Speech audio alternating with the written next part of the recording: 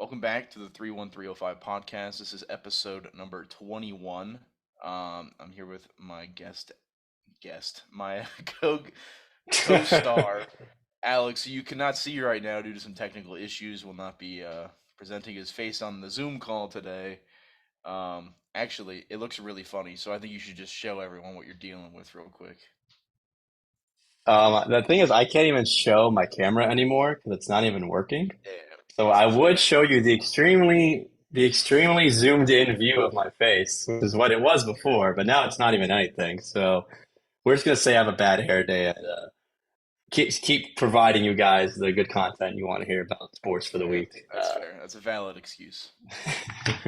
But Yeah. well, we had game three last night of the Eastern Conference Finals. We had game three on Saturday of the Western Conference Finals, and I gotta say, uneventful.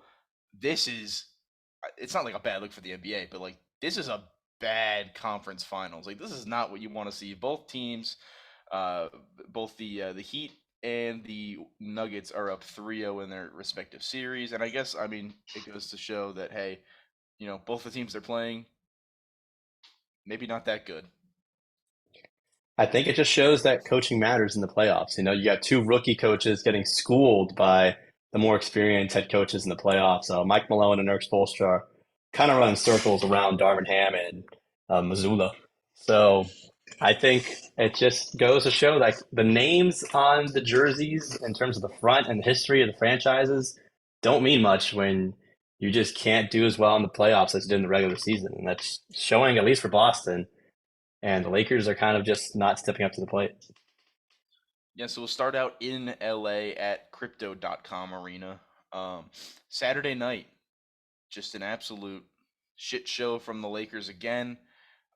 It was close throughout the game, and then it kind of seemed to get away from the Lakers at the end. D'Angelo Russell, nowhere to be seen. LeBron has been pretty average throughout the series. Anthony Davis had a good game. He's had a really good series. But Bubble Murray is back. He's gone for 37 in the last two games. I don't know where this series is going to go. Game four is tonight. Does LA get a game tonight? They might. This game's not going past game five. The Nuggets have looked like the best team in the league, and rightfully so, as they were. But I just don't think there's anyone stopping this Nuggets team, especially with how lackluster the Lakers have been. Yeah, I mean, it's just like we said before the series started, the depth of the Denver Nuggets has really been a factor, but in reality, on offense at least, it's just been Jamal Murray and Nikola Jokic. Like Jokic even had a slow start to game three. He put on what 13 in the fourth, but he nearly fouled out in game three actually. But Jamal Murray just erupted. He had what 27 points in the first half, something like that in game three. And the Lakers have no answers. They can't guard correctly. They can't get into these weird habits where LeBron is just shooting eight threes in a row and missing all of them in crucial moments. And it begs you to wonder that if the Denver Nuggets end up going on to the finals and winning their first ever finals and winning, does this start the next great dynasty in the NBA? Because no one on that team besides DeAndre Jordan, who barely even touches the floor, is over the age of 30. Yeah, I mean, you've got a two-time MVP on the team. I mean, really should be three. We've talked about that at nauseum. But you've got Jamal Murray, who has just been. I mean, if he's gonna win playoff MVP at this point, like he's doing better than Jokic is. He's going crazy. Aaron Gordon's a great piece. Michael Porter Jr. is a great piece. Bruce Brown's a great defender. I mean, I don't even know like if it's a question. Is this gonna be the next dynasty? Like these guys have looked good. I mean, any team with a back-to-back MVP can be considered a dynasty. But if you look at it, I mean, like you said, everyone's young. They don't. I mean, granted, they don't have any draft picks at all. They've kind of like sold all those. Um, but they, I have to say, I think this is going to be like a top three team in the league for the next 5 to 10 years at least. Yeah, and I mean, you don't really need the draft picks if everyone on your team is young and developing. It's not like they're in need of young talent. Maybe cheaper talent is what they're going to need down the line, just for the money to work between Murray and Jokic. But Gordon signed an extension, which isn't that crazy on money. Michael Porter Jr. is still on his rookie deal, I believe, or he's just about to start his rookie extension that he signed. So this team is going to be around for a while. And I mean, kudos to Mike Malone in Denver, but on the other side, I mean, what a disappointment for the Lakers. You know, of course, this ESPN chose this series because they thought the Lakers were the big time pull, like it was going to go 6 or 7, and the Lakers eventually pull through. And it's just been an utter disappointment. I mean, AD has actually had really good games. I mean, Anthony Davis has played really Davis been well. great. Yeah, Austin Reeves has been good. Lonnie Walker out of nowhere has been good, but I mean, LeBron's been not his usual playoff carry, put the team on my back self. I mean, age is kind of, he's getting up there in age, but still, you kind of expect this out of LeBron regardless. And I mean, D'Angelo Russell, he was great after the trade deadline for them, like really helped rejuvenate this team once to get rid of Russ, but he's been nowhere in this series. And it's going to be hard for them to keep everyone together because Austin Reeves is a free agent. There's rumors they want to sign Chris Paul in the offseason or get Chris Paul in the offseason or Kyrie Irving even in the offseason. But it's going to be hard to see this team sticking together for too much longer. Yeah, I think Austin Reeves is gone. I don't know where this team's gonna go because LeBron has what, one more year left next year, and then he's gone. Um, Yep. and I mean, Bronny's in the 2024 draft, so whoever drafts Bronny, LeBron's probably gonna go to. So I mean, the Lakers really only have next year with this like nucleus to run it back. And I mean, we saw this year. I mean, they barely squeaked into the playoffs as is, and that was with a D'Lo rejuvenation to help them. But I don't know where this team goes because I think Austin Reeves he's gone. He's gonna get his bag. I think D'Lo might be gone because he's done nothing for him in the playoffs. Anthony Davis next year probably misses 30 games because he's Anthony Davis, and LeBron's gonna have another year on him. So I don't know what this team does. It's the Lakers, so they're not gonna completely blow it up and just tank because that's not the Lakers. But it's going to be interesting. I mean, Bronny's going to be like a mid lottery pick. Is that somewhere where the Lakers are going to fall next year? I don't know. It could be, if they fall between the 12 and 18, that's probably where Bronny's so far mocked to go is in that range. So I mean, if the Lakers end up getting Bronny, LeBron probably stays in LA. But yeah, this is a team that kind of like the Knicks, where it's like they have the talent, but they're stuck behind so many good teams in the West that like unless they get another superstar, I don't know what else LA is going to be able to do because we just saw the argued greatest player in NBA history get them to a 7 seed, and it looks like a conference final. They're probably going to get swept in. They are somehow 3-point favorites tonight. I don't know how that's possible. I don't know why. Um, what did I predict? Did I predict the sweep or did I predict the 4-1? I can't remember, but I um, think you did the 4-1. I think I predicted 4-1. But yeah, this series is looking rough for the Lakers. It is going to be interesting for the Nuggets because they've only lost 3 games so far: two to the Suns, one to the Timberwolves. They might. There is a Hmm. possibility that this team goes the entire playoffs losing 3 games if they sweep, the Heat next series. Which I mean, I'm going to keep saying it. I don't believe in the Heat. I'll keep saying it because it's doing good for you because I'm jinxing all the Florida teams. But I mean, even Yeah. if they even if they lose one to Miami in the finals, for this team to lose 4 games in the entire playoffs is insane. I mean, I will add to that the Heat are almost in the same situation because the Heat lost one to Milwaukee and two to the Knicks. So the Heat have also lost the same amount of games as Denver. But I just want to track back to your Bronny talk on the Lakers. The Lakers don't have their pick for the next 2 years Oh shit, you're right. due to the Anthony Davis Yep, deal. I So forgot about that. so what happens is the Pelicans own their 2024 draft and have the rights to receive the 2025 pick instead. Which they So they have, honestly they probably will. I'd rather have the 2025. I think at that point because the Lakers will be done. but it'll see where they land in the lottery. So the Yeah, Lakers might even have their pick. You know what I mean? yeah. But I That's mean, fair. I think Lakers probably win today, Game 4. But I think Denver takes it in 5. You know, I think Denver goes on and wins it in Game 5. I mean, it's LA, it's LeBron. Like, do we really think he's gonna get swept? I was on the fence if it was gonna be a 4 game or a 5 game series. The Lakers being favored, I think, is weird. They're -3, which is, pretty significant, especially since, I mean, the games have been close, but the last game they lost by like 11. Um, might be throwing some money on the Nuggets tonight, but yeah, the series is over. There's never been a team out of what 149 teams have gone down 3-0. None of them have ever come back Come to back. win, and we Hmm. have two of them. So, what are the odds that both of them come back from a 3-0? That would be insane. Not going to Script happen. makers going crazy if that happens. Yeah, I do think Boston has a much better chance to make this a competitive series than the Lakers do. But we'll see tonight if D'Angelo Russell can figure something out. Anthony Davis has been doing everything, and LeBron has just been pretty mid. So I'll give him the game tonight. Maybe the NBA is going to want to get this going as long as possible because the NBA Finals doesn't start till June 1st. So I do know that. if both games end in the next like today and Two tomorrow, there's not days. going to be a game for like a week. Yeah, it's So 8 days. yeah, so I have a feeling one of these series might be extended just to not have a week layover going into the finals. But yeah, disappointing from the Lakers. But at the end of the day, they came in as the 7th seed.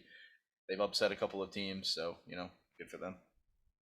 And we did have, of course, the main attraction last night in the Miami Heat. And I mean, you say that you think Boston is going to win game four.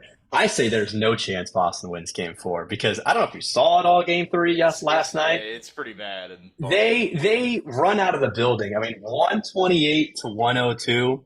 I mean, if you look at the first two games, it was very close, right? In Boston. Like Miami had a 46-point third quarter. Jimmy Butler had that huge dagger three, which bounced up and in. And then game two, Grant Williams decided to poke the bear and Jimmy Butler as they ended on a That was 24 to a 9 run. mistake.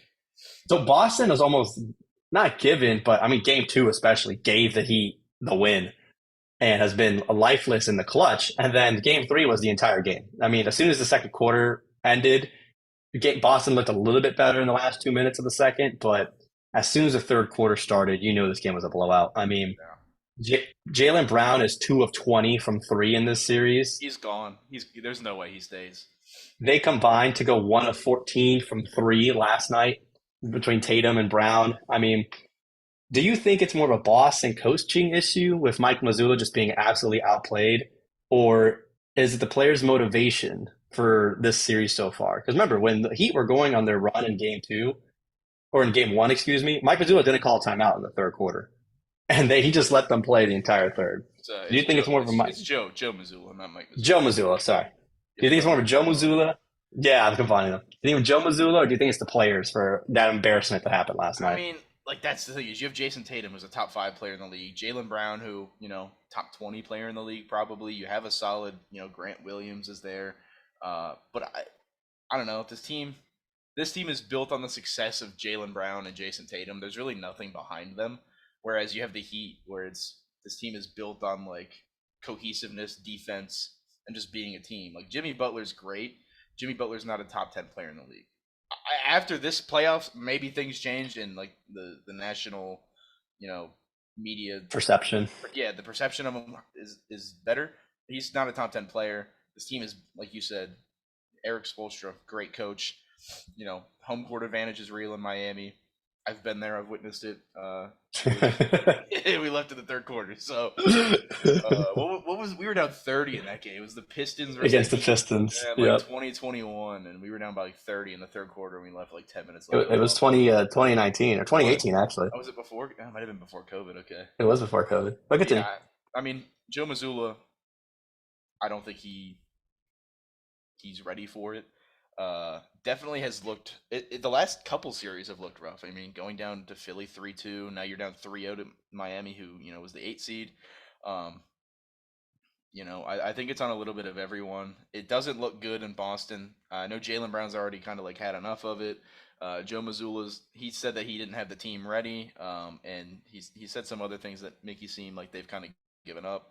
I don't know if they have. Jason Tatum is still Jason Tatum. He could score 40 in a game. We did see this. This is why the only reason I have hope that this series gets extended is we saw this in the Philly series. They went down 3-2. They staved off elimination in Philly, won that game, came back game 7 and blew Philly out. Um, the same thing's kind of happening here. If they win tonight, 3-1, you go back to Boston. Do they get embarrassed again? I don't think so. Same story as last time. Get it to 3-2, and all bets are off. Do they win 2 in Miami? Probably not. Game 6 is probably where they would lose it. But I mean, hey, I think Boston is set up way better than the Lakers are. win tonight. You go back to Boston to be able to at least make it competitive. But it's been a bad look for Boston in this series. But like also got to give the shout outs to Miami. They've looked insane.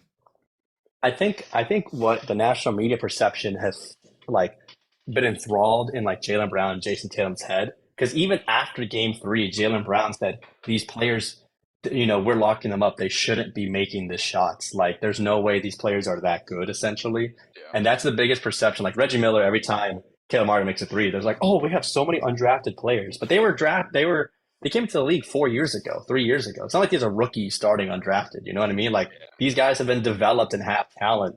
So the undrafted narrative is silly at this point because Caleb Martin is playing better than Jason Tatum. Gabe Vincent's playing better than Jalen Brown. So just because you were drafted in the top five doesn't automatically guarantee you to be great. I mean, look at every single pick the Pistons have made besides Cade Cunningham. No offense, Hey but man. like, I will have a catchphrase, Hey man. but Why catching strays? but seriously, like the Heat overall have been a better team, even though the Celtics have the better top player. Like you could argue Jimmy Butler versus Jason Tatum top 15, but I mean Jason Tatum was what, third or fourth in MVP voting this year, so he was better this year. I think it has to do with the players as much as the coach. And you got to hope they at least put up some sort of fight in game four. Because Jimmy Butler hasn't even gone crazy. Yeah, he scored 35 in game one, but he had 27 in game two, which for him it's a disappointment. And only had 16 yesterday. So if you're looking at a Jimmy Butler monster game in the series still to come, the Celtics aren't going to have a chance. But do want to say ESPN, when the series started, gave the Heat a 3% chance to win the series. A 3% before game one, and they still give Boston a 75% chance to win each game, which I don't know how you can warrant that after what we just saw in game three. But I think this series is over. I think if it doesn't happen in game four, it could happen in game five or game six. But there's no way the Heat aren't making the finals. Yeah, I'll give them. I said this goes six. Miami probably wins 4-2. I think they lose their next one. I don't think Boston's getting swept. They won't get embarrassed back in the Garden. I think it's gonna go six. But I've heard some rumors around Jalen Brown in Detroit. So the rumor that I heard was, would you give up Jaden Ivey in the fifth round or the fifth overall pick for Jalen Brown? And I'm thinking absolutely I do. Jalen Brown's on his way out. It's gonna be interesting to see where he goes next. Again, he's going to have a ton of suitors. I think it probably takes a little more than Jaden Ivey in the fifth overall pick to get it done, but it could be an interesting thing to look out for. Because he only has 1 year left in his deal. So that's the big Yes. thing. Yeah. So I don't know if the Pistons, I mean, the Pistons would want him for the talent, of course, Oh but yeah. I think it's mainly just do you trade for a 1 year rental? Yeah, You know? you'd absolutely have to, get an extension or something signed before Yeah. just to But sign a what, trade or, something like that. But yeah, could be interesting. yeah, we'll see. There's gonna be some major changes in Boston this year. I Oh mean, again, yeah, I think you Missoula's know, gone. I think Missoula probably gets another year because he led him to the 2 seed, and it's just been in the playoffs. Where again, Yeah. he is the youngest coach in the league, and just needs some kind of like experience. Yeah, but it is But Boston, so that is true. this is going to be a Yeah, huge disappointment. outside of Jason Tatum, that roster is going to look a little bit different. They probably need a better big man besides Robert Williams, or at least someone to go along with him because Al Horford was awful yesterday. Yeah. But we'll see what happens when the series is over. And knowing that it's likely going to be Nuggets Heat, what do you say to those online saying that the NBA is crying? You kind of mentioned it earlier about how they don't want this series to be Nuggets Heat. They wish it would be Celtics Lakers, but instead that matchup's probably going to happen in Cancun instead of in the actual finals. Yeah. I mean, I still think it's a good basketball series. It's not going to be, good on the eyes. It's not we're not getting 120 to 115 point games. Um, but like the basketball that's being played is going to be elite. I mean, this is the Nuggets are the best team in the league. The Heat are probably the best coach team in the league, the most disciplined, just best not best defensive team, but they're probably up there. Um, Hmm. I think it's going to be a great series. I'm excited for that. I think the ratings and viewership will definitely be down.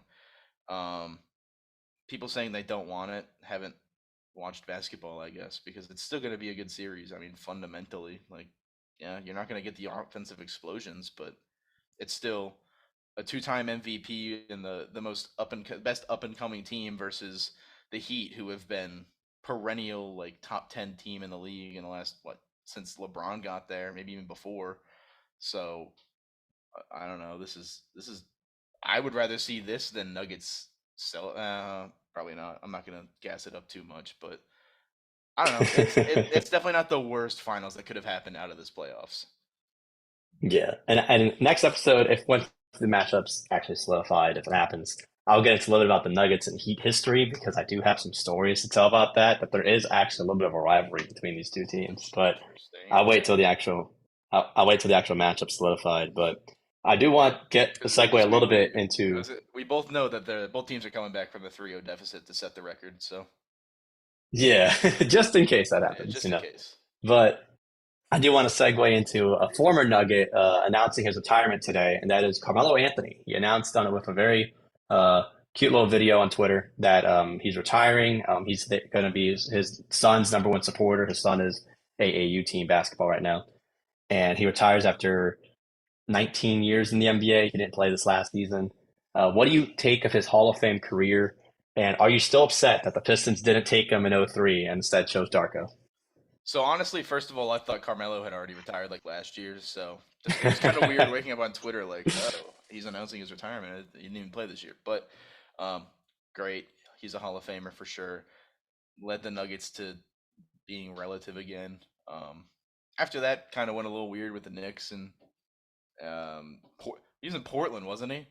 For like what 2 years in 2 years Portland, in Portland. 10 days in Houston. Yeah. Yeah, he played in the most random places at the end of his career. But yeah, Carmelo, surefire Hall of Famer. Am I still upset we didn't draft him in '03? Yes, because we drafted Darko Milicic over. Let me pull up the draft real quick. Drafted Darko over Oh, Carmelo, I Chris know the Bosh, draft. Dwayne Wade. Yep. Uh, let's Even see. Chris Kaman would Yeah, have been better. Nick Collison. I would have taken him. But yeah, just looking at some of these names. Yeah, definitely disappointed we didn't take him. I don't know why they took Darko Milicic, but it was '03. It's in the past. But yeah, congrats to Carmelo on his retirement and luck to his future. Yeah. I mean, I think what his main thing I remember is just him bringing excitement back to the Knicks. They had a season where they were the number two seed. He obviously had insanity while he was there, and he at least made the Knicks relevant again. Yeah, Because that was pretty much it. I mean, he obviously all-time scorer, all-time great offensive talent, super athletic. Um, that Nuggets team definitely got better once they traded Allen Iverson away for Chauncey Billups. But it's a shame he never could actually make it to the finals. He did, I believe, he was not on the team when the Lakers won their championship. So he technically retires I not as don't an think he NBA was. champion.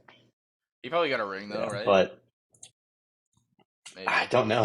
I don't know if he did. But kudos to him and kudos, of course. LeBron is the last member of that legendary 2003 draft class still playing. And we will find out soon who is a part of the 2023 draft class. And part of that is the lottery, which happened last week, Tuesday, the day we recorded last week's episode. And I know you were hopeful the Pistons to get the first pick. I Uh, wanted them to get it, but I didn't see them getting it. Take me through the draft lottery night and what you felt when the Pistons were revealed to be the fifth pick in the draft. I was fucking pissed, man. I was sitting there, I was excited. Everything was going to plan, and then I saw the Pistons at 5. I yelled. I was pissed. How does a team that won 17 games? It's not even like we tanked to lose. Like we lost Cade for the entire year. We have a lot of young players. Like this isn't a team that tanked. They're just bad. With Mm-hmm. Cade, they probably win like 25, 30 games. Still bad. Um, so I the, I hate the draft lottery, and I can't complain because we just won it 2 years ago with Cade. Um, Yeah. but it sucks to go from like you were literally the worst team in the league by far, and now you're going to be rewarded with a number 5 pick. I'm hoping the lottery gets tweaked. I think 5 is too far to fall, especially with like how top heavy these drafts have been recently. I feel like the Yeah. lowest you should fall is probably 3.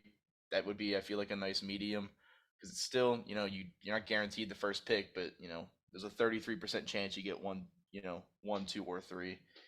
I feel like that's way more fair than hey, you had the worst team, you're the worst team in the league, you now fall all the way to 5th, and there's no great generational talent at 5.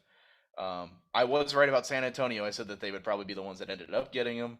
I feel like, and a lot of people were upset that they did. I think it's a great system for him to go. He's going to get coached great. We know the developmental program with the Spurs is top of the league. He's going to go be a really Hmm. good player for the Spurs for 3 to 5 years, and then when he goes to the Knicks or the Lakers or the Celtics, he's going to be a generational star because the Spurs will not be holding on to Wembanyama for too long. I don't think. Same as Charlotte had got him, you know? I mean, Yeah, I, I think for Detroit, it is sad that they couldn't get Victor Wembanyama or Scoot Henderson even, but I think they have afforded themselves with their young talent and hopefully Cade's good recovery that they will still make the best of their fifth pick and capitalize and still build across that young core. San Antonio really needed, honestly. yeah, So they did need an Charlotte. influx of talent. They really needed because I mean San Antonio doesn't really have much. And, Yeah, they're they going to don't get a have lot of any. draft picks. They're getting a lot of picks from the Jonte Murray deal, but I mean them and Charlotte, like besides LaMelo Ball, there is no star talent in either of these two teams. No, So I think they're warranted. Portland getting third is honestly surprising, but I think it's great for them because yeah, they're gonna either keep Dame now. they're going to keep Damian Lillard, and they're looking to move the third pick to get a veteran piece to pair with Dame. But if I was them, I'm looking at Brandon Miller or Scoot Henderson if one of them falls out of two. But I'm still doing my research because with the third overall pick, you could theoretically trade it to one of these teams that got upset in the East and try to get yourself a superstar. Now, I'm not saying Joel Embiid because there's no way they're going to trade Joel Embiid, but you could look at getting that great piece to go along with Dame because they already have young talent. They have Anthony Simons to run the two with Dame at the one. They just need that big man or that wing to take it to the next step. So if you're Portland and you feel like Milwaukee gives up Chris Middleton for the third pick, I pull that move. I pull that move immediately. So we'll see what happens from now into the draft in a month. But yeah, I'm a little disappointed Yeah. Detroit didn't get it. I'm glad Houston didn't get it. Oh, dude, I'm so happy when Houston pulled up at 4. I Hmm. think I might have cheered better for that than the Pistons getting 5. Portland, I think, is interesting. That pick is not going to be like the most coveted because the 3 spot. We all know this is it's Wembanyama and everyone else.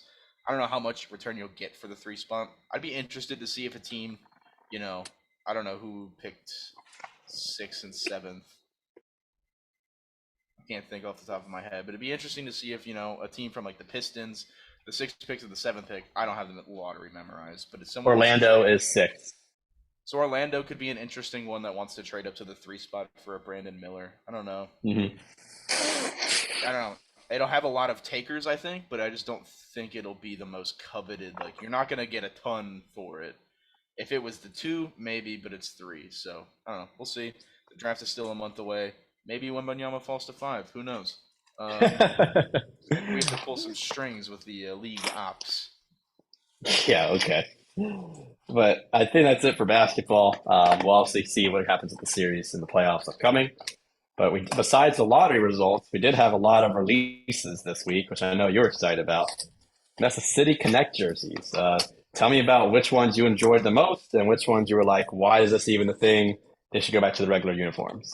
Yes, I think we've had 5 or 6 released. We've had the Mariners, the Reds, the Orioles were released today, Hmm. the Braves, and the Rangers. I might be forgetting one, but I think that's most of them.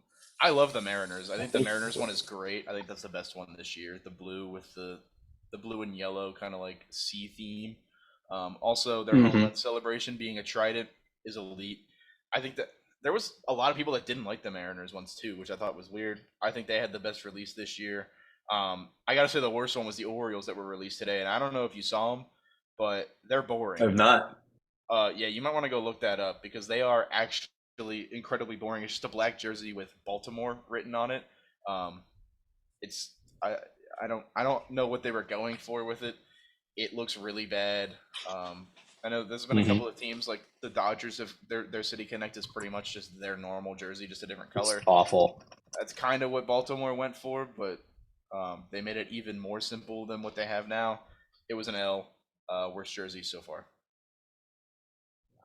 Yeah, I'm looking at the Baltimore one now. It's It kind bad. of takes a little bit about the Maryland theme, as you know, like Yeah, how Maryland loves their flag for some reason, so it has yeah, that in the they socks on the inside of it the is jersey. a cool flag, but like it's in everything. Yeah, no, this was just for me an L. I would say I do like the Padres one, which I think was earlier this year. They came out Oh, that with was that one last year. last year. Yeah. I know the Cubs and Dodgers still have the worst ones because they just didn't do anything different. I honestly don't really like the Reds one because they went from more of like an upside down Stranger I don't Things kind hate of that. vibe. I love it. They cha- they changed the C logo. I think it just could have been a little bit better. Like I'm not opposed to it, but I think you had more to do and more to actually put into it to make it look cooler. I don't know. Yeah, I mean Like the I don't black know and red I think exactly. just looks great. Yeah, I mean that's just a good color combination, but Yeah. I don't know. I think it just could have been a little bit better. I don't know what else they could have done exactly because I don't know the history of the city of Cincinnati, but I mean, they're the oldest I don't team know. in I the think league, are maybe they not? They got to have some history. yeah. So I think it could have been something else, but I don't know. Still, I would think the probably my best second favorite. the best to me are still the Devil Rays and the Marlins ones because it's just so much like they brought back the old Devil Rays with the Rays and the Marlins, like the entire Cuban Oh, heritage of The Miami, Marlins putting it on definitely the the best one. jersey. Yeah, the red. Yeah. So I For like some those, reason, but the Serpientes one are getting a lot of hate online, and I don't get it because they look great on the field. I don't know. I think they I look saw great. that. Yeah, I don't know why. They get so much hate for no reason.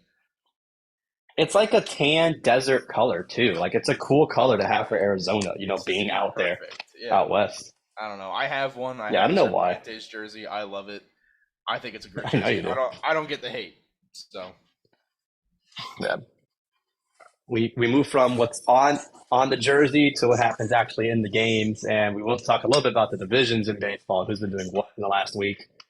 We kind of wrote off the Cardinals a little bit a couple of weeks ago, and they've been slowly climbing back. Well, now they are officially heating up. They have won 8 of their last 10. They're only 5 out from Milwaukee. They're 4 back from Pittsburgh, and it has to do with their guys kind of getting over their slow start to the season and just picking it back up. I mean, it hasn't been any new players they brought up. I mean, I will say Wilson Contreras had a monster game, 2 home runs, 7 RBIs a couple of days ago against the Dodgers. But and they sent down their top prospect Jordan Walker too. So because they were going to have Wilson Contreras play only DH and a little bit of yeah, outfield, and then within a week later they said, "Nope, just kidding. Wilson Contreras is our full-time catcher because he's been raking." yeah. Nolan Arenado is doing great for the Cardinals and your fantasy team. And Nolan Gorman has, I don't even start him in the fantasy league. I know, you start He, Devers. yeah, he hit like 4 home runs in a row, like 4 games in a row had a home run. I was like, there's no way he hits another one this game, and I just kept sitting him, and he kept hitting. So Yeah, but they look like they're going to be able to make up a lot of ground recently too, with the Reds, the Guardians, the Royals, and the Pirates coming up. I mean, again, the Pirates have been surprising this year and been doing really well, but they've been they have a good bad. chance. Recently, they've been terrible. The They've Pirates lost now are like second I place. think they've lost 15 of their last 19 games. They've been Yeah, terrible. yeah. So that's what I'm saying. But now they have a chance to catch up with Yeah. them in the division at least. Oh, Make up for the games sure. quicker. Yeah. And I mean, the Brewers are only 5 ahead of them, and the Brewers haven't looked great this year. Their run differential is -2, which is the lowest among all division leaders by like 50. So Hmm. it's definitely a winnable division in the NL Central. Um, the Cardinals only 5 games out with an easy schedule. Pittsburgh coming back down to earth after overperforming for the first quarter of the season, and the Brewers are just kind of stuck where they're at. They're 5-5 in their last 10. I haven't looked at their schedule. They just don't score runs. They only have 193 runs scored. They don't give up a ton either at 195. But when every other team is around 200 and plus, being a league the division leader with 193 is pretty rough. When the only team you've scored more against in the National League is the Marlins. You know that you're doing something wrong Yeah. for the Brewers. So Yeah. I don't know. I mean, both Central divisions have been pretty awful Oh my in god, the yeah, they're AL both and the NL. terrible. Yeah, well, I'm talking about the AL Central now and about how it might be the worst division in baseball because I think Might it no, is. it is. There's no might. It is the worst division in baseball. Um, the division leader Minnesota Twins are 25-22, which would have them in fifth place in the AL Cent or the AL East. Would have them in like third in pretty much every other division. It's pretty bad. I don't. The White Sox have been a huge disappointment. We knew the Royals would be bad, but they're bad. The Guardians are 6 games under 500, with Jose Ramirez bringing in Josh Bell and their pitching staff. You would have thought that would have been a lot better. The Tigers are 20-24, and I mean they haven't looked great lately either. They just lost a series to the Nationals. So I mean that kind of just leaves the Twins out of the shiniest turd of the bunch at 25-22. Carlos Correa has been bad. I mean, I say that I haven't checked his stats in like 2 weeks because it's the Twins. But as Yeah. far as I know, Carlos Correa has been really bad. I don't know what I hear, but you've got some snakes in the background Oh, or something. no, my fan just decided to Okay, go I was crazy. like, Decided to turn it off. I thought I was, No, tweaking. tripping. Um, No, I mean the actual AL Central, like this White Sox were the only team to not go 500 or worse this week. They went 6-4. I mean, the Guardians and Royals both went 3-7. The Tigers 4-6, and the Twins 5-5. So yeah, none of these teams deserve to make it to the playoffs, but unfortunately, one of them has one to. of them has to. What it's like what they used to say all the time about what was it? The AL West, honestly, was the one that was long running between Yeah, the Astros and the Athletics and the Mariners, but that was definitely the AL Central. yeah, no, it's bad. And I mean, we all know whoever gets out of the AL Central is going to end up winning their first series against like the Rays or something, because that's just how baseball goes. But yeah, the AL Central has been a laughing stock. Is there? I'm looking. I don't think there's another team where there's or another division where there's only one team above 500. The NL East is close with a couple. The Marlins are 1 game over. The Mets are two. The NL Central is close too. But yeah, it's the only division with just one team above 500. So Yeah. uh, that division winner might only win like 85 games this year, Just mediocrity. which is just awful. Yeah. From mediocrity to disappointment, we have the NL West moving from the Central to the West. We have the Padres, who are 2-8 in their last 10 games. I mean, we both predicted this team to make it to the World Series, and I we thought they both would win. predicted them to win. We both picked them to win the World Series, but they're in third in the division, trailing behind the D-backs by a decent amount by this point. It They're is fourth. turning They're into the fourth in the Dodgers. division. Oh, the Giants have caught up to them. Yeah, the Giants passed them the other night. Oh, yeah, you're right. Yeah, by a game and a half. Yeah, So, I mean, they're 2-8 in their last 10 games, like we just said. And everyone else in the NL West is just zooming ahead. I mean, the D-backs 7-3 in their last 10, doing great. we're killing it. I don't want to get too excited, but like they look good. And I mean, the Dodgers, they are keeping up. They did have two of their best pitchers hit the IL with Urias and May, but now they're calling up two of their top five pitching prospects to come up to hopefully stem the tide until they come back because they shouldn't be gone for too long. But I mean, it's going to be exciting during the summer I mean, for you to, I don't know, if you said that the Dodgers don't come back to Arizona though until what, September? Till August, yeah. The Padres, I think, come next month. We have a series with the Padres, but Yeah. So I mean, the NL West will be exciting to see who comes out of there, but I don't know if the Padres are going to turn it around. I mean, you think they have the offensive talent, but I mean, they're not scoring as many runs as you thought they would. They no. have the same amount of runs as what team? As the A's. They've scored the same amount of runs as the A's this year. I saw that stat the other day. Yeah, So just disappointing from them. Hopefully they can figure it out, or else we look silly for our preseason yeah, predictions. we definitely do. I mean, they're not good. Xander Bogaerts is leading an average at 257, which is atrocious for Oh, this team. You would think they'd have a couple guys betting 280 with Tatis, Bogarts, Machado also. Machado who's on the IL now, with a fracture in Hmm. his hand. Who's the other big guy I'm thinking of? Tatis. Oh, Juan So, Soto. Soto, yeah. He doesn't hit at all. I think he's batting like 248, Hmm. something close to that. He does have 8 home runs, but I mean, this team is just a disappointment. I think their schedule does ease up a little bit. I know they have the Nationals, a series with the Nationals starting today. Um, Let me look and see what else they got coming up.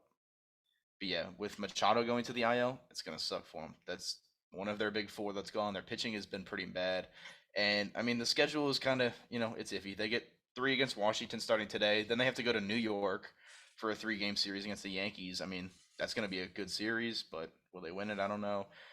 They go to Miami, which Miami's been a pretty solid team. They're gonna run into Sandy, I think. Hmm. Who's had a really bad year, I will say. Is his ERA still over 5? Yep, 5.35. He has the worst ERA on the Marlins somehow. That's tough. Yeah, but they're running into Garrett Cole and then Sandy the next day. So yeah, that's not a fun 2 day stretch. They get the Cubs, Seattle. I mean, they have the makings to be able to bring it back, but I mean, this team just lost a series to the Royals. Um, I mean, they lost a series to the Twins, got swept by the Dodgers. I mean, 1, 2, 3, 4, 5, 6, 7, 8, 9, 10, 11. They're like 4-11 in their last 15 games. Is awful. So I don't know. They still have a lot of time, but this Padres team is probably going to be the biggest disappointment so far of the season. Oh yeah. We'll see if they can turn it around. I mean, because like we said, they have the makings of it, but they haven't showed it so far.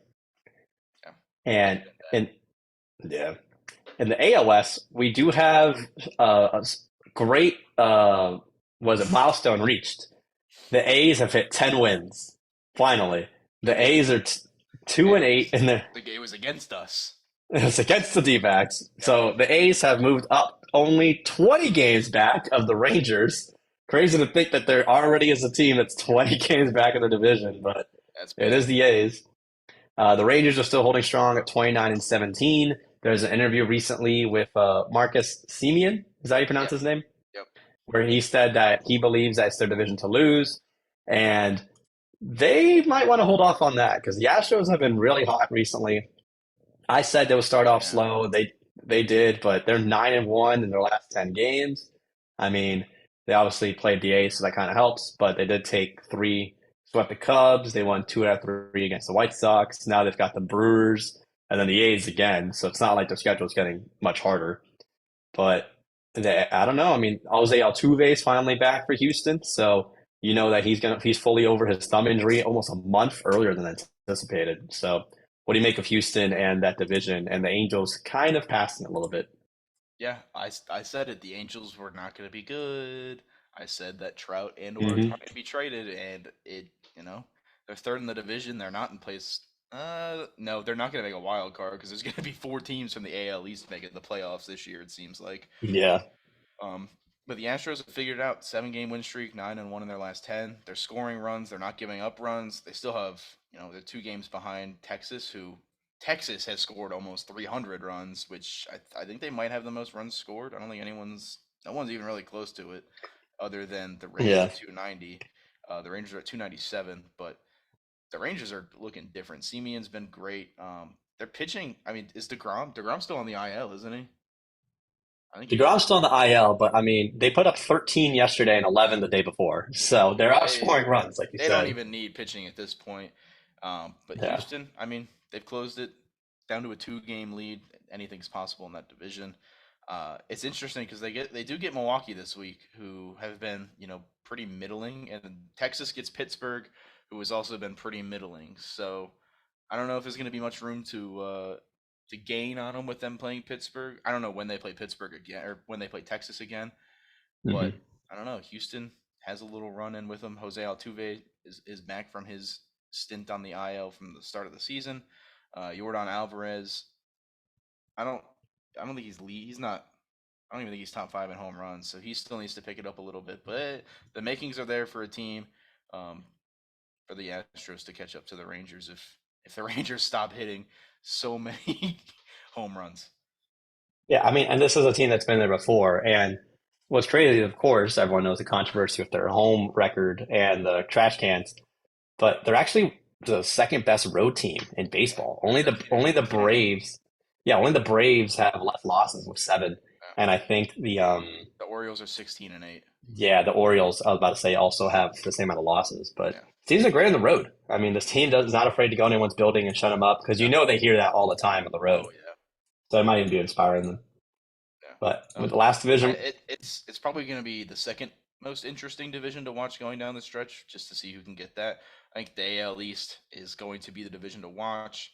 But yeah, I mean, this has the makings of a game 162 to find out who wins it. yeah, especially. We do have, again, mainly unchanged from last episode, the National League East, the last division to touch on.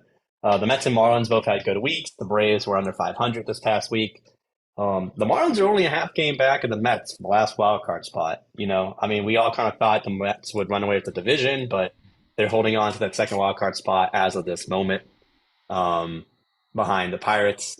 And I mean, they're keeping up. That's all you would want as an NL East fan. I mean, the Phillies have kind of been disappointing this season. We'll get to that in a minute, but I mean, the Marlins, even with Sandy Alcantara not being his Cy Young self from last season, he's been blown out the last two starts. His ERA is over 5, but they've had they've had enough. And I saw the stat to where when the Marlins pitching allows 4 runs or less, they've only lost 6 games. But in starts that they've allowed more than 5 runs, they're worse than the A's. So it's just the pitching that has to keep the Marlins in these games. Because their offense isn't doing great. Obviously, Jazz is on the IL for a while. But I don't know if you saw, but Jorge Soler again hit another piss That missile to dude, left field. that dude just rakes. He only hits long home runs. There's Yeah, no home run he's hit this season that was like, oh, it just got over the wall. No, every home run he hits is like 430 or deeper. yeah, it's Um, ridiculous. but I mean, the Mets did get to see their full starting duo, Oh, amazing in a they doubleheader. finally looked good yesterday. Finally, Max Scherzer and Finally. Justin Verlander in a doubleheader. Each went 6 innings. Each had 5 strikeouts. Each allowed 2 runs or less as they won both games in the doubleheader. And I mean, I'll get into it now because I know we want to talk about this about a disappointment and a surprise team from each league. My disappointment are the Phillies because Bad. I mean, with the NL East, I mean, Bryce Harper came back way earlier than anyone thought they would. They got Trey Turner in the offseason. They were just in the World Series, so you would think this team is doing amazing. I saw a stat for Trey Turner. He has hit more home runs and RBIs in the World Baseball Classic than he has in this season so far. Like he's been disappointing. Like his move from LA hasn't yielded positive results. Um, but that's my disappointment in the National League, and my surprise, is the Marlins because the fact that they haven't already given up on the season already in late May. Usually Memorial Day is the time where the Marlins are still in the race, and then they just tank afterwards. So give it 2 weeks, and we'll see where they are. But I think it's like the Pirates are obviously up there as well for surprise because they've been amazing this season. But again, like you said, they've kind of fallen off in the last couple of weeks since April. But I don't know what teams do you like from the National League so far? So we didn't even do the AL, but the NL. I think my biggest disappointment it's got to be the Padres so far. Um, they've just been atrocious. The payroll that they're at, the names on that team to be 21-26 is an embarrassment. They're 12-15 at home, terrible. -8, 2-8, -8 run differential, 2-8 in their last 10. Only scored 182 runs, which is the second least I think in the entire league. They've scored less than the Royals. Nope, sorry, the A's have scored 176. But I mean, they're at that level of offense that they're with like Yeah. the A's and the Royals. So definitely the biggest disappointment is the Padres. The biggest surprise, the NL's been pretty like I think where we thought it would be. The Cardinals are definitely a disappointment. Phillies are disappointing, but they're not at the Padres level. So my biggest surprise, I'm sorry, I'm gonna say it is the Arizona Diamondbacks. A game and a half out from LA. They're the third best record in the NL right now. Um, their run differential's plus 12, 7-3 in their last 10. I mean, they've hung around with the Dodgers. They split a series and then won a series against them. Um, they can hang with anyone in the league. I think they've only lost 3 series all year, 2 of them to the Marlins and one to the Yep. Padres. They've only split 3 series all year, and I think they've won 10 or 11. So, I mean, this is a team that, they lost a game to the A's, they lost a game to Pittsburgh, but they still, they're winning 2 out of 3, which is really all you can ask for. Pittsburgh would have been my pick if they hadn't gone lost 15 of their last 19. They'd definitely be the surprise pick of the league, but I'm gonna go with the D-backs just because they're just so consistent. Yeah, I mean, understandable. If it wasn't, if I wasn't a homer, I probably would have picked the D-backs as well for the NL surprise, just because they are keeping up with the Dodgers, like you said. And again, like everyone thought it'd be Dodgers Padres, but now it's Dodgers D-backs for the NLS. Yeah, and In the that, American, I was keep gonna say going. that division's like running away. The Padres, the Dodgers and the Diamondbacks are pulling away from everyone. Like the Diamondbacks are 4.5 up on the Giants, who are in third. So Hmm. that I don't think the Diamondbacks have a chance at beating the Dodgers for the division, but like that's another series that come late August could be interesting to see how close that one gets. Yeah. I mean, the thing is with the reduced divisional matchups, it's going to be harder, I think, for teams to come back To catch up on the quickly. tiebreakers because you're not playing them Yeah. as many times. Like you got to stay within 5 or 6 of the division because Yeah. you're not going to have many 3 or 4 game series in September and August to catch up ground. Like you got to stay with them the entire year because if you can't, then it's going to be tough to come back. Yeah, which is what the Diamondbacks are doing. So, and I know they have a series starting today against the Phillies. So, I mean, they're up right now in the wild card by 3 games. You beat 2 or 3 from the Phillies, and you're looking good. Yeah.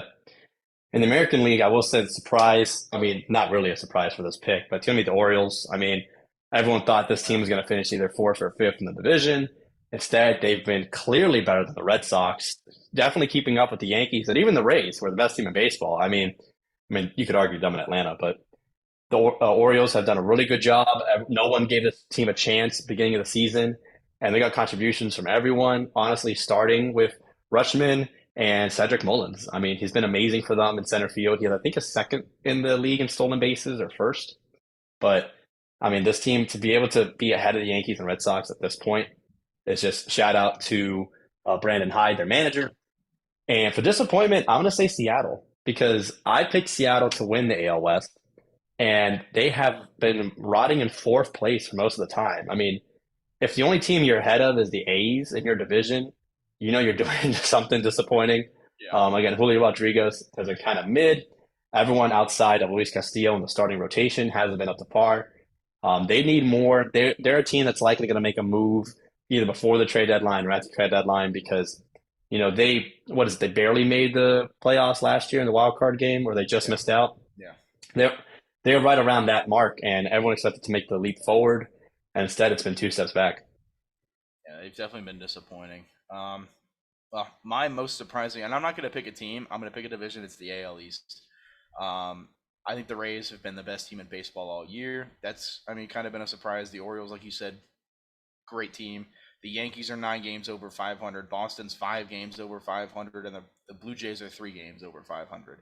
So, shout out the AL East for being a literal gauntlet this year. I think it's been the biggest surprise because I don't think a lot of people thought that the Orioles would be this good yet. Maybe like around 500, squeaking maybe in a wild card spot, but they are playing good baseball. The Red Sox were supposed to have another down year. The Blue Jays, maybe a few games over 500, but this team looks like there's a solid chance that the AL East gets 4 teams in this year, which would be insane because the AL Central is not getting a wild card team.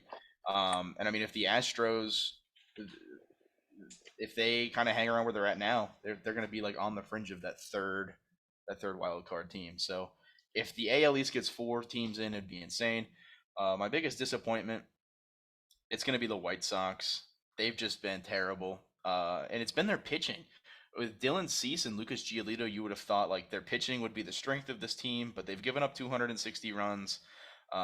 It just seems like they've stopped giving a shit about playing baseball. To be fair, they have won 3 in a row. They're still 6.5 out from the AL Central lead, but they just have looked terrible. This is a team that in the AL Central, which is really bad. This was supposed to be one of the better teams, and they just have looked terrible. So they win my award for shittiest team in the AL. I don't know if you saw, they were playing, I think it was Monday Night Baseball or Sunday Night Baseball, where Tim Anderson was at first base and Yeah, saying he it said I fucking hate it sucks here. here. Yeah, I hate it here. yeah, Yeah. yeah.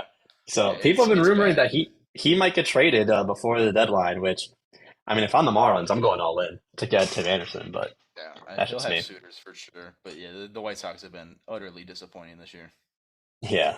We'll blow through what, are we a third of the way through yet in the MLB Uh, season or about to be? we just hit a quarter like a week We ago. just hit a quarter. Okay. So we'll give our little award prediction update for baseball. I'll go first and run through it. I mean, not any big surprises here. AL MVP, I'm going to pick Otani. I think he's been the clear way best player on one of the most mediocre teams in the American League. Yeah, Cy Young, this is a caveat. I'm picking Garrett Cole if the Yankees get back into competing because he hasn't been the reason that they've losing a lot of games. I mean, he doesn't have a loss. His ERA is around 2, and he's up there in strikeouts. So if the Yankees can find a way to get back in, the New York local media will prop up his campaign over McClanahan. But I will say McClanahan has been really good. I like Yoshida for Rookie of the Year for the Red Sox. I mean, he's had what? He had a 13-game hitting streak or 14-game hitting streak come to an end the other day. He's really adjusted well after that first couple of weeks of disappointing ball. And Coach of the Year, I'm taking Brandon Hyde of the Orioles. I mean, the Rays are more similar to what they were last year, but I feel like Brandon Hyde has made more of a difference. And the Orioles didn't really get anybody huge. It's just been, I think, them getting used to playing with each other, another season under Brandon Hyde, and I'm gonna like him for Coach of the Year. Yeah, that's valid. So my AL, I'm taking Shohei as the MVP. I think it's gonna be a runaway. I think the next best option is Trout at like plus 1,000. Shohei's gonna win it. I don't know if there's anyone that's gonna catch him. He's probably gonna win the next like 10 MVPs because it's Shohei. Cy Young, Hmm. I am taking McClanahan. He's got a 2.05 ERA, 7 wins, 68 strikeouts for the league leading Tampa Bay Rays. Give me Shane McClanahan. I hate Garrett Cole. He's a no good cheater. AL Rookie of the Year. I'm going off the board. I do think it's Yoshida should probably win it. I'm gonna take Gunnar Henderson of the Orioles. They've had a great year. I think if the Orioles keep having a great year, Gunnar Henderson definitely needs to pick it up. I think he's only batting right around 200, but dude plays. He's good. If I'm picking right now, he's like plus 2,000 odds. I'm taking him. Give me Gunnar Henderson as the upset, and then Coach of the Year. I think it's going to be Kevin Cash of the Rays. I could also see Brandon Hyde getting it with the Orioles just because they've had a great year. I think it's going to be either one of those two.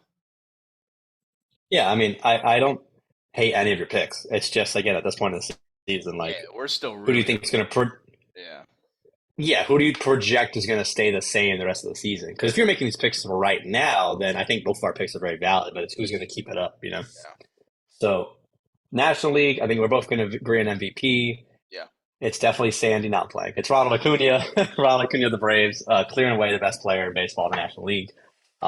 Cy Young, I will agree with you. Zach Gallen has been a monster for the Diamondbacks. I know you forget to watch a couple of starts, but I will say Spencer Strider has been really good for He the Braves. has. Spencer Strider's been He's been great. awesome. He's got, I think, he's leading the league in strikeouts by 13, I believe, over Gallen. Um, but I think if Gallen continues, it'll be him. Rookie of the Year, this one's going to shock people. I know Corbin Carroll has been amazing for the D-backs. I caught a couple of his highlights. He hit a bomb against the Marlins in their series in Arizona. But I'm going to take newly promoted Yuri Perez. And the only reason why I say this is because he's great talent, 19 years old, one of the youngest pitchers in baseball, right? And second youngest to make their debut. And he hasn't looked overwhelmed in his first two starts. I think he's only going to get better. You know, he's 6'5", throws 99-mile-an-hour fastball, and I think he's only going to get better with time. But again, if Corbin Carroll wins it, that wouldn't surprise me. And Coach of the Year, this is more of a projection pick. If the Marlins make the wild card as the third overall wild card seed, I'm going to take Skip Schumacher because not as a first year manager to lead your team that was way off the wild card pace last year to just get into the playoffs in National League. Like you're not going to give it to oh god, I forgot what his name is from the Brewers. You're not going to give it to the I can't Brewers can't manager. think of his name either. He was on the Marlins too. He was a Yeah, player. I know exactly what he looks like, and I just can't think of his name. Yeah, you're not going to give it to the Brewers manager. You're not going to give it to the Braves coach because again, it's been more of the same with them. Same with Buck Showalter in New York. I mean, you could maybe give it to Lovello, but Craig Counsell. I'm thinking Craig Counsell. Thank you, Yep. but I mean, I'm going to take Skip Schumacher for the projection, but he's been very good now. That's why they're so good in one-run games. They're 13-1, but if Lovello wins it, it wouldn't surprise me either. Yeah. I'm pretty sure we agree on mostly everything. I'm taking Acuna as my MVP. He's uh, far and away the best player in the NL. I'm taking Gallen as the Cy Young. He got rocked against Pittsburgh the other night, but he's still, I think, top three in the NL in ERA and top three in strikeouts. Hmm. Zach Gallen's still elite. NL Rookie of the Year, I'm taking Corbin Carroll. He's been steals bags, hits home runs, great defensively. He stole like two yesterday, stole two bags yesterday, hit a home run, and went like 2 for 2 with two walks. So he does literally Jesus. everything. Yeah, James Outman for the Dodgers has been good as well. Power wise, he hits a lot of home runs. So it's going to be, I think, between Gallen and Outman. I'll take Gallen as the homer pick. And then coach of the year, just to round out the trio of homer picks, I'm taking Torey Lovello. And I mean, to be fair, there's really not a lot of other options in the NL. They're the third best team in the NL. I mean, you're not going to give it to like, Craig Counsell, like you said. You're not going to give it to Yeah. Buck Showalter.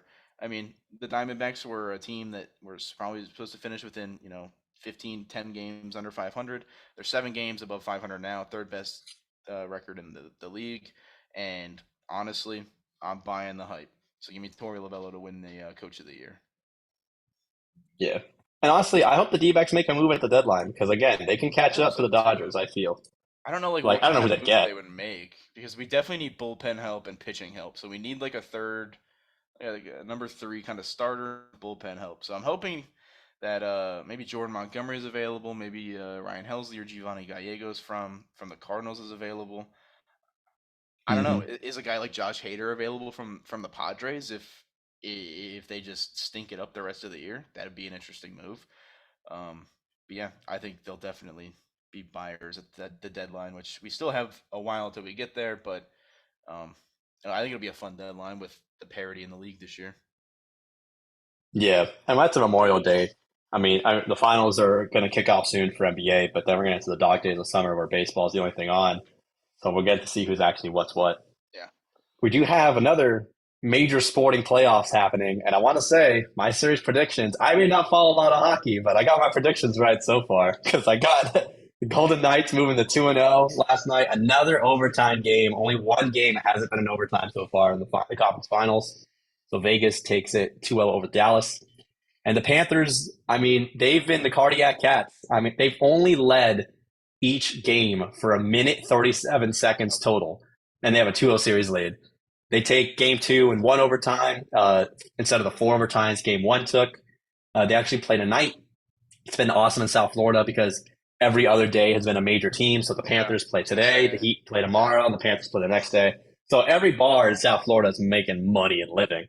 Um, do you think the Cats can protect home ice, go 3-0? And what do you make of these teams so far going up each 2-0? Yeah, this is the year the playoffs in the NHL. This just has made no sense. Boston getting bounced around one after being up 3-1. 3-1, yeah. Yeah, they get bounced. Toronto and Tampa, neither of them making it far. Out in the West, you had Colorado losing in the first round. You had why can't I think of the team? Oh my God, Pittsburgh didn't even make it. Pence didn't even make it. But there's no like we said last time, there's no like elite, perennial elite team. Uh, the Cats have looked good. Los Gatos have been the cardiac kids with Matthew Hmm. Kachuk's 4 overtime goal last week in game one. Oh, I feel so bad for the people at that game. The PA Yeah. announcer, after the end of the third overtime, literally apologized to everyone there, saying he's sorry that this is taking so long. It was 2 a.m. when the game ended. That's why. Yeah. What do you think of? 2:30. Did you see Kachuk's celebration after that goal? He just ran off the ice, just to the Oh, I just did. immediately to the locker room.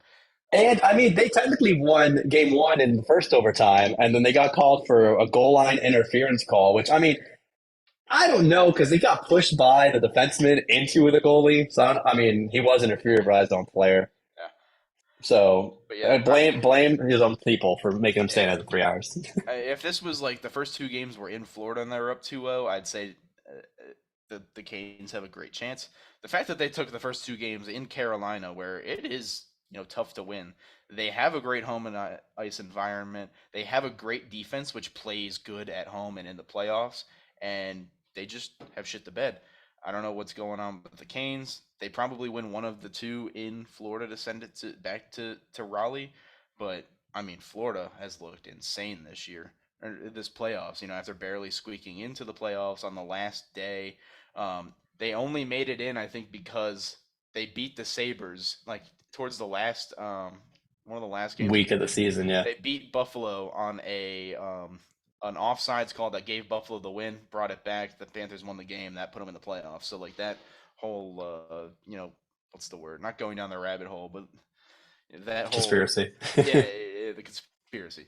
But shout out to the Panthers. South Florida is going to be probably having two teams in their respective league finals. And then with Vegas, they're up 2-0 over Dallas. Jack Eichel's looked really good. Their goalie Aiden Dell has looked good. Wait, no, that's not his name. No, maybe it No. is. I think it is. Not no Aiden Hill, not Aiden Dell. There you go. Aiden Hill has looked good. Uh, the Knights have just been like a really good team since they got in. They've made the playoffs 5 times since 2017 when they came into the league, so they're consistent. I think Dallas might win. They might make it interesting, but it'll probably be the Knights in 6 or 7. But you know, it's gonna be such a weird Stanley Cup Finals. You're probably gonna have the Knights versus Florida, which is going to be like no one's watching that series. I'm sorry. There's not a huge fan base. There's not a huge fan base in Florida just because the stadium's in Sunrise. It's kind of like the same thing the Rays have going on. It's like 30 minutes away from like where the actual people are. It's in the middle of nowhere. Tough to get to. And I mean, hockey in South Florida is not huge. And then the Knights, I mean, are still an expansion team. Um, so they don't have the most fans either. It'll be interesting. It'll be good hockey, but the Stanley Cup Finals and the NBA Finals might be the most like the least watched in the history of both of them. I mean, I want to add like two things. One, this is very similar to the NBA. Like the Panthers were Yeah, the 1 seed last year and lost, right? The Heat were the 1 seed last year and lost, and now both teams are doing way better as the 8 seed into the playoffs. yeah, And I will say, if the Knights end up playing the Panthers, you're going to have Jonathan Marchessault make his return to Florida after he got traded there in 2017 when the Golden Knights expanded. So it'd be a very fun like reunion for him in Florida because he was well liked his 1 season there with Barkov on home ice. So I mean, I again like the NBA. If it's the best two teams that make it, which it's looking like it is, even though it's not the most well-known names, it's going to be good hockey. It's going to be good basketball. yeah. Which I mean, Fair people will enough. watch it regardless. Last thing we got to talk about is just a quick wrap up of Europe's top soccer leagues. I don't know if you know this; they're Nope, all I haven't paid attention to yep shit since Chelsea was like I don't know, like terrible 4 months. 2 months Yeah, ago. Yeah, I picked Chelsea to be like my EPL team of the year to start watching soccer, and and they're they've 12. they've shit the They're bed, and 12. I now no longer want to watch anything but international soccer. Yeah, so the top leagues actually wrap up next weekend, and then the Champions League is the following weekend, I believe. Which Chelsea is also not in. So No. So just quick wrap up in England, where Chelsea play. Manchester City completed a three-peat.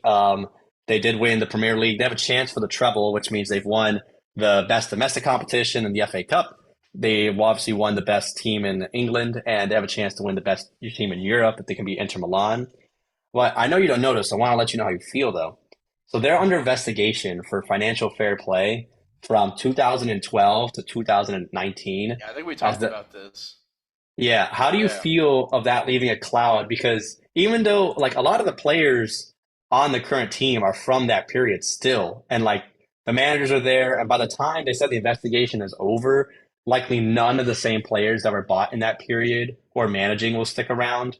Does this leave a cloud over the run? If it's an asterisk that comes up, kind of like when Louisville had to give up their national title, after yeah. many years of Rick Pitino, does this change the fact that they're having such a great season?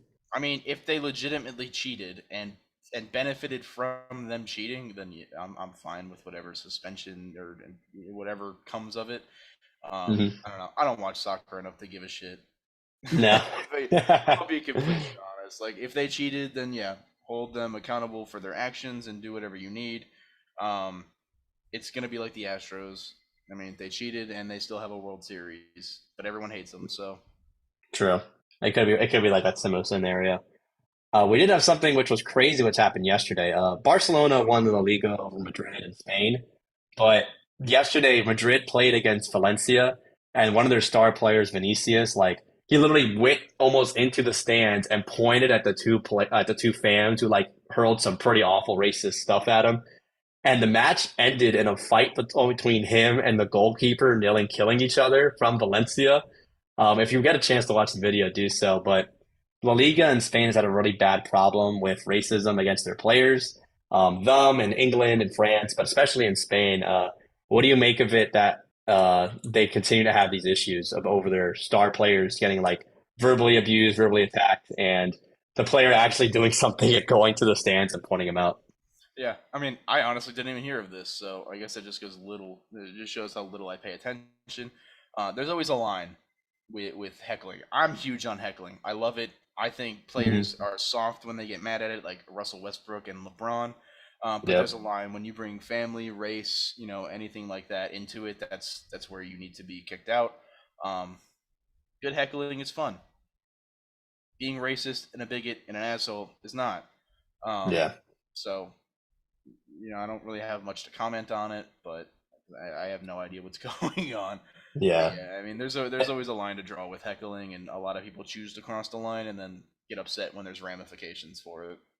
Yeah, it's like you can like you said, you can heckle. Like they're used to what they get said all the time, like, oh, boo, you suck. Oh, like my grandmother would have hit that penalty or that shot, whatever. But once you bring people's families into it, and once the fans actually be like, oh, what? You can't touch me. I'm a fan. It's like you literally Oh just yeah, like, I 100% believe that if you say some crazy shit, uh, it's on.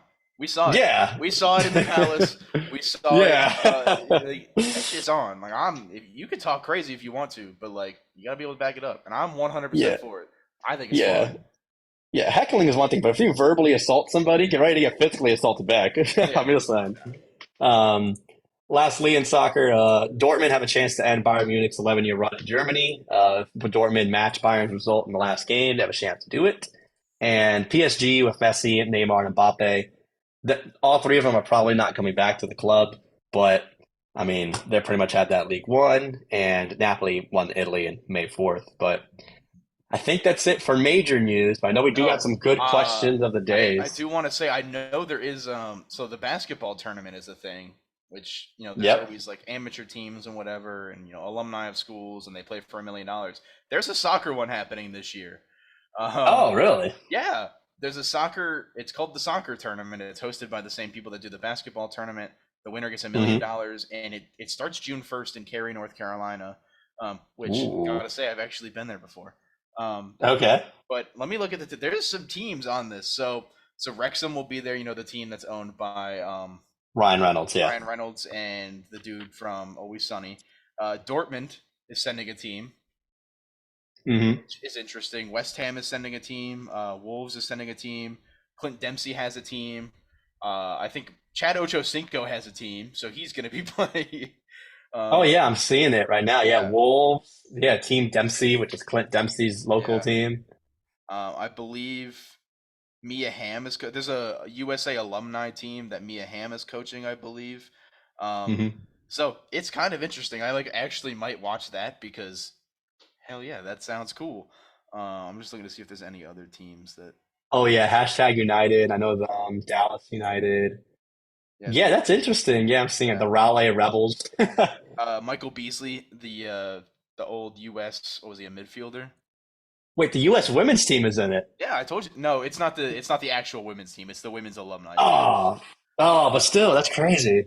I didn't There's realize that. a there's some I don't know I don't keep up with MLS, but like Charlotte FC, North Carolina FC. I'm assuming that's the Yeah, league under the MLS, but I yeah, mean, they're in the USL. Yeah. yeah.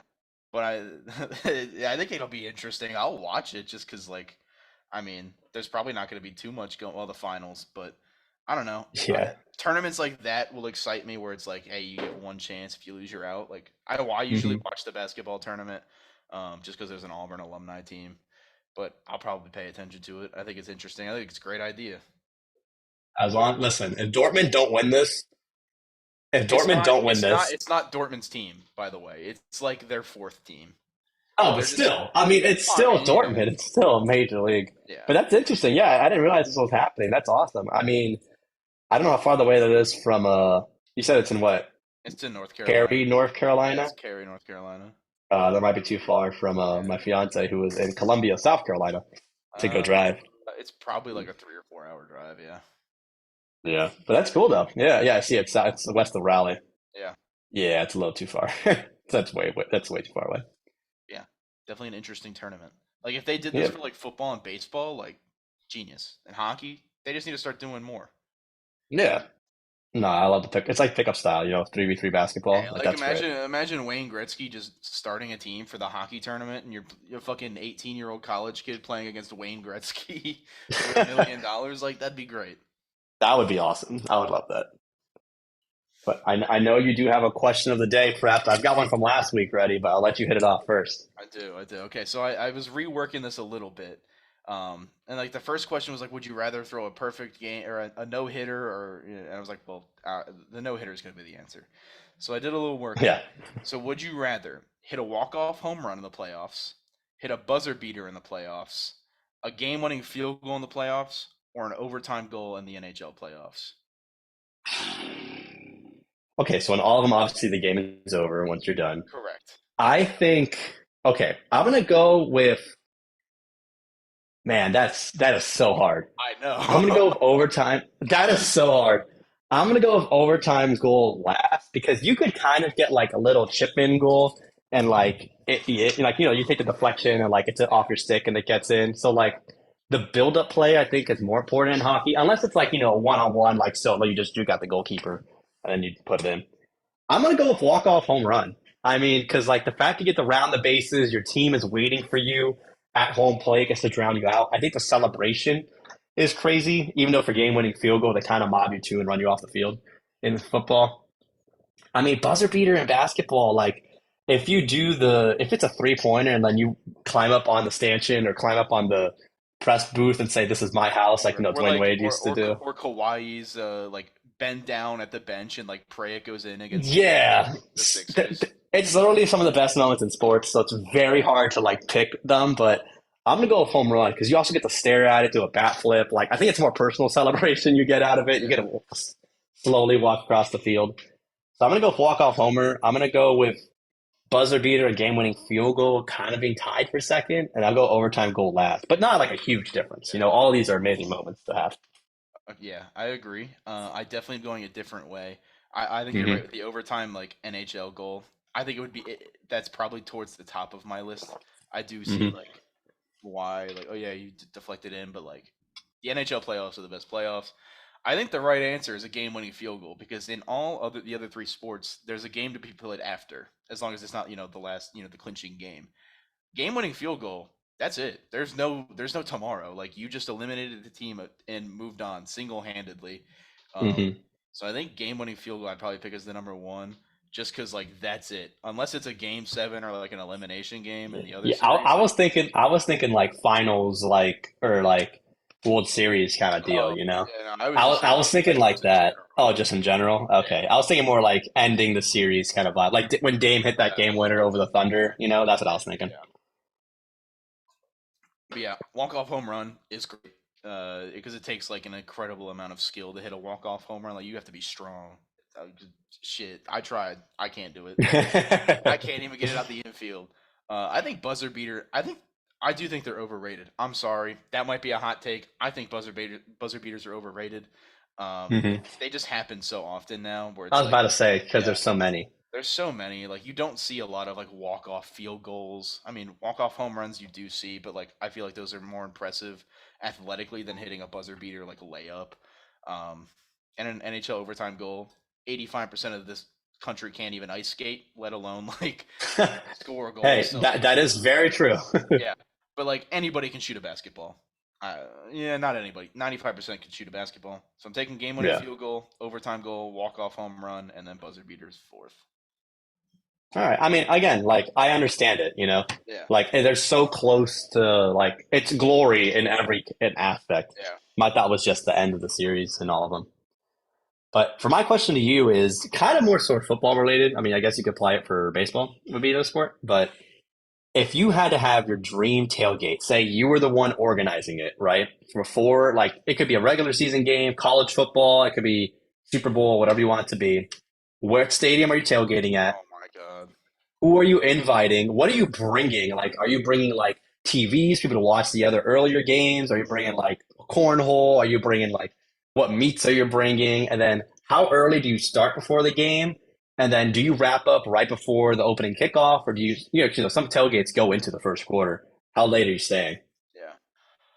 Ooh. I mean, I I already know know the answer to this it's a question, layered question, but and go I for think it. I think you already know where I'm going with this one. You've tailgated with us at Auburn before. It wasn't Yep, really a tailgate. It was more of a let's go to the frat house at 7 in the morning and get blasted. yep. But I'm taking the Iron Bowl in Auburn, Alabama. We're starting the tailgate at 6 a.m. because that's when we do it. Um, hmm we're just eating and drinking all day. I'm not if any whoever shows up shows up. If I don't know you, but you're cool, you're more than welcome to come. Um, hmm I shit. That's just the Iron Bowl is just a different atmosphere. Tailgating at 6 in the morning on the lawn is just like elite.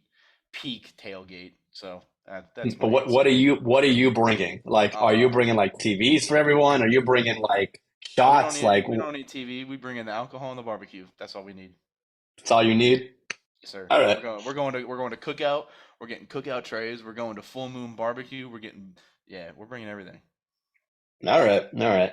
I'm gonna say I agree with the SEC because there's nothing that beats college football tailgating, and the South Yeah, just does it better. you can literally You just know? do it all day. You don't have to go to the game. Just tailgate through it. Exactly. I will say if I'm the one organizing it, I'm bringing a huge ass pickup truck. I'm bringing like probably one TV to watch like the earlier actions, like we can all sit down and watch it. I think I'm probably bringing some cornhole or beer pong for everyone to play.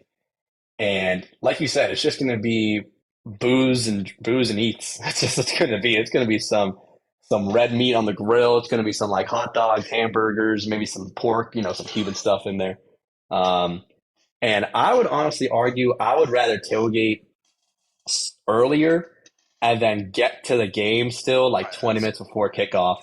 Because like I'm not one to miss a game for a tailgate, but I know some people do. Like they either don't go to the game or they're there late for after Yeah, the tailgate. I've done I that for hate some that. Hurricanes I hate games. it so much. I have to be But at the yeah, stadium. Any game I go to and Grace hates it, I have to be in my seat 30 minutes before like it starts.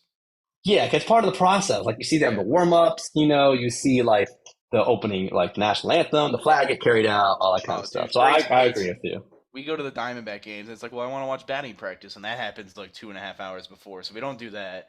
But it's like, well, I Yeah, want to that's too go. early. I want to walk around the stadium. I want to like hear the introductions. I want to be there for the national anthem. Like, I want to see them warm up. And she's like, no, we can go like 15 No. minutes before. It's like, no, we'll be in our seats 45 minutes before first pitch.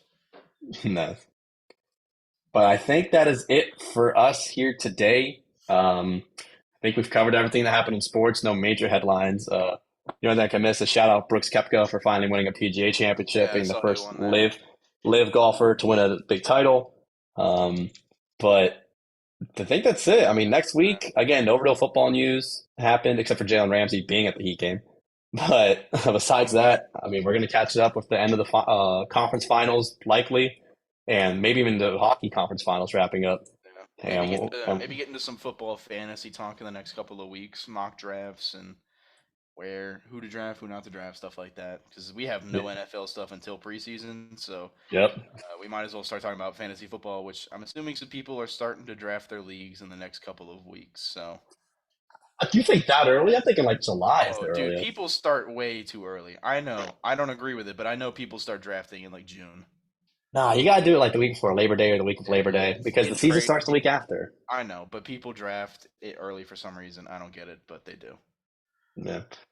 Well, next week I should have my camera up, back, and rolling. Don't know what it was this week. I swear. It was the bad hair day. Come on. Yeah. You're I'll gonna make have sure an to do my excuse, so hair. you gotta make you gotta do Yeah, that. I'll make sure to have my hair done for the next episode. There you go.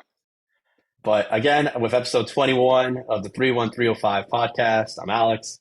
I'm Taylor. Don't forget, follow us on Instagram, 31305 pod. We still don't post on TikTok. I got to figure out how to do that shit because I'm not tech savvy.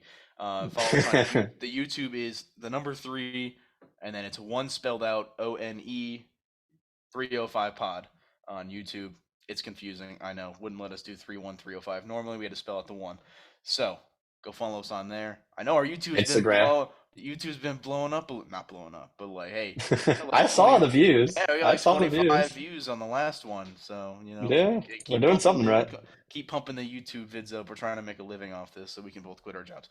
I don't know what you're talking I mean, I'm trying to quit my jobs to full-time podcast. But yeah, Oh thank God. you guys for listening. I'm Taylor. That's Alex, and that was episode 21 of the 31305 podcast. We'll catch you later.